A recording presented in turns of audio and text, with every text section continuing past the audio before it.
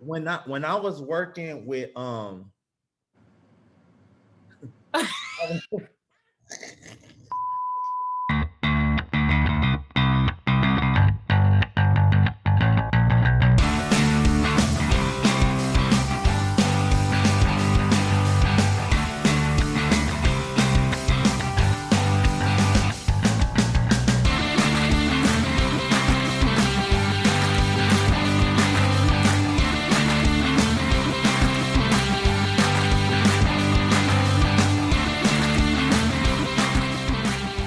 Back at it again. Jthehairchitect. Where you get that name? Where'd you get that name, Jay? when I was in school, like the last project we had to do, like for our last grade, was we had to like do a project, design a salon, come up with a name, come up with, a whole, our mission statement, all of that. And so I picked that name because I like the fact that an architect designs the foundation of a home. And I feel like stylists are the foundation of any healthy hairstyle, client. So that's why I mixed J with architect, which honestly I probably wouldn't. That was years ago, so I wouldn't probably have That done it. actually is a really cool name. I actually think that's a cool name. I can't never tell when you joking or not. I'm dead serious. I always when you said that name, I love that. You never knew what that meant? Yeah. Oh, I I mean, mean, it's not rocket science, but and I just people don't pronounce it right, so I probably would have done something easier if I was doing it now. And when I did the name, how do people mispronounce it? Jthehairchitect, and I'm just be looking Jthehairchitect, what? They just be like, there's all kind of stuff. Jthehairchitect. I was just like, I gotta shout out our sponsor. You better stop playing. For somebody who didn't see that video, thinks that they could put that on their hair. I do want to know what inspired you. When was the first time you decided, okay, I'm not going to work at Walgreens anymore. I'm not going to be a salesman. I'm going to do hair. What inspired you to change careers? First of all, I never worked at Walgreens, and there's no diss to Walgreens. Like I've never worked at Walgreens, first of all. But I wanted to. You were a salesman, though. You were a salesman. Look, honestly, I think we're all salesmen on the low. Like, yeah, we are. Yes, we are. Like, we're all salesmen. But I wanted to be a barber first, and then my initial goal was to be a traveling stylist. First, I wanted to go to people's homes. Then I had the idea of getting like an RV and doing a salon in an RV, pulling up to like a business park or office buildings and just having people come out in their lunchtime. And like me, another stylist, just handle them, on a quick little lunch break or after work. Or even going to people's home or to a nurse, and people being able to come in and out or whatever.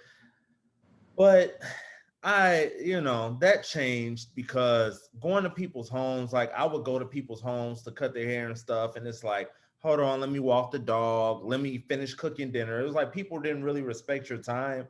Mm-hmm. And then it's funny because there's actually a company out here that does that out here in Texas. That's another. It's actually a gentleman who turned his like a party bus. Yes, it has hardwood floors, and he does haircuts out of his van out west. But when I started cutting, this was way before school, but when I was cutting, it was like, man, people would say like, I wish you knew how to do women's hair too, because you could just come in here and do the whole family. And I was like, yeah, but I was like, to me, there was like a stigma attached to men doing hair. So I was like, oh, I don't want to get into that. But then when my mom got sick, you actually used to do her hair when she was coming out of chemo, and you would come, and then when you couldn't come, she couldn't raise her arms up to do it herself, so she would ask me to help her, and so I would try to help her, and then you would give me tips: do this, do that, don't do that, you're doing this wrong, and you would help me out. And I'm like, you know what, I should go to school. And then I met, he was a black teacher. The school was um predominantly white, and he was like, there was two black teachers there, and he was a guy, he was a teacher, he knew how to cut and he knew how to style. And he said, man, if you come to this school, I was just touring the school, he said, if you come here, I'll help you out. And he did. His name was Mr. David. He was a really good instructor, and he really helped out a lot.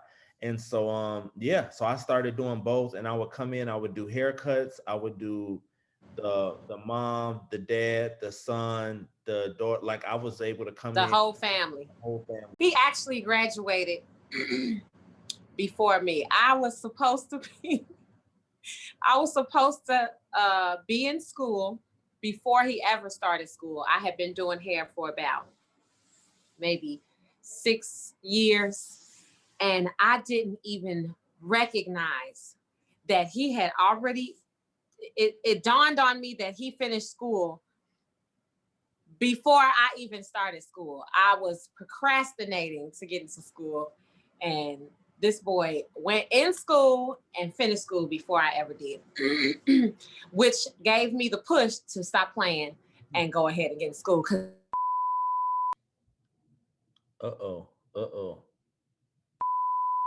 Back. Okay. Funny how Quick your, edit out. no, it's funny how your sound went out when you were trying to give me a compliment.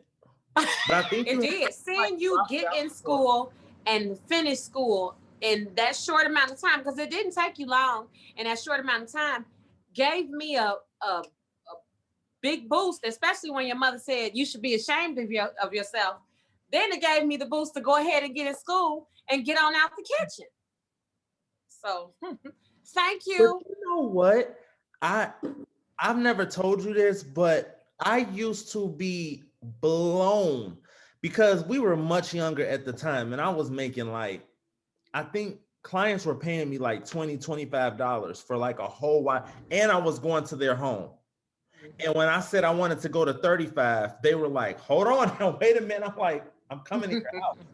But yeah, I used to get blown. I think you just had Zaire, like you just had your first baby or whatever, and you had a really nice apartment in a high rise, like right in front of the beach.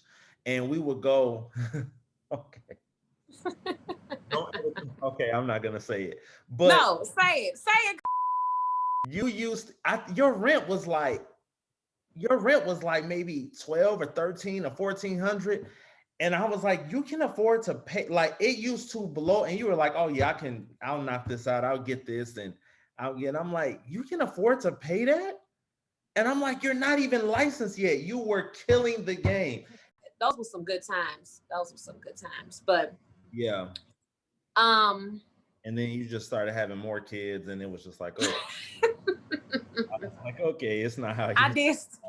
I started popping them out. No, like we have to buckle down. I started popping them out, but it did say, I'm telling you, when you have a trade, because it really is a trade to do hair, and that trade can become a serious career because you determine how much money you're going to make in that career. So if you're disciplined, you can really go far. You know what?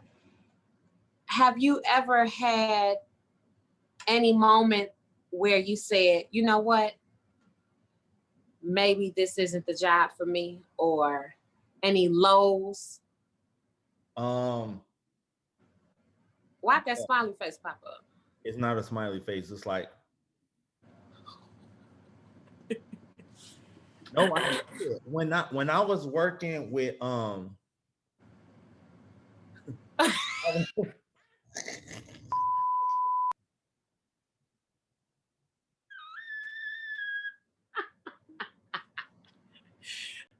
Next question.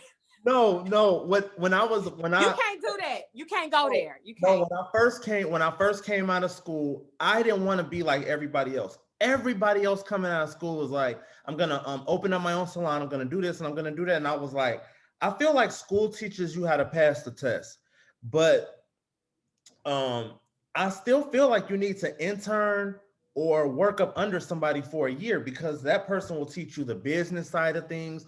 You'll learn how to run a salon. And especially when you're coming, there's so many different ways and avenues you can go. You can work on a cruise ship. You could be a traveling stylist. You could just focus on bridal and weddings. You could just do natural. There's so many different avenues to it. Yeah, you could do children, you could do models, you could do Yeah. platform, you could, yeah. There's so much you can do. You can teach. Some people came out and went directly back in so that they can be an To instructor. teach, yeah. So I worked up under somebody for like 2 years as an assistant.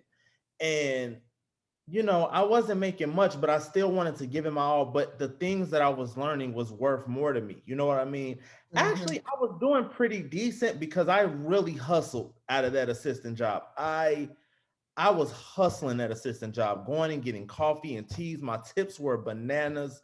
Yeah. Going and getting clients dinner. Like, I was doing all kind of stuff.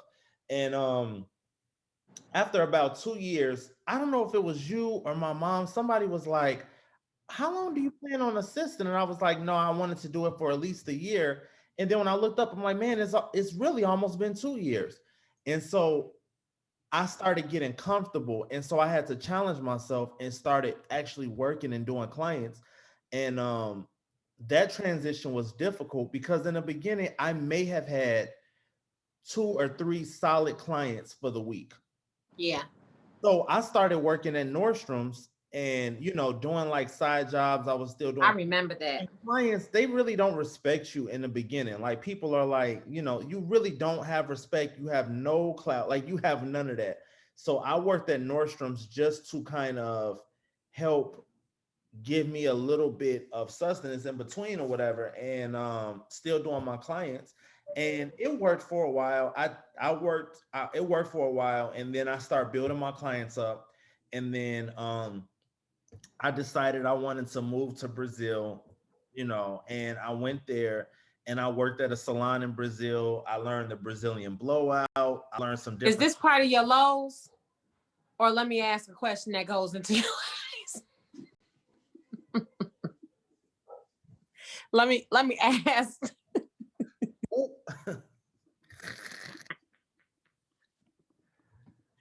Okay, let's go into some of your highs. So what I got out of that is that some of your lows was kind of being stagnant in the same place when you were an assistant, and just the growth process, trying to go from interning to becoming an actual professional stylist.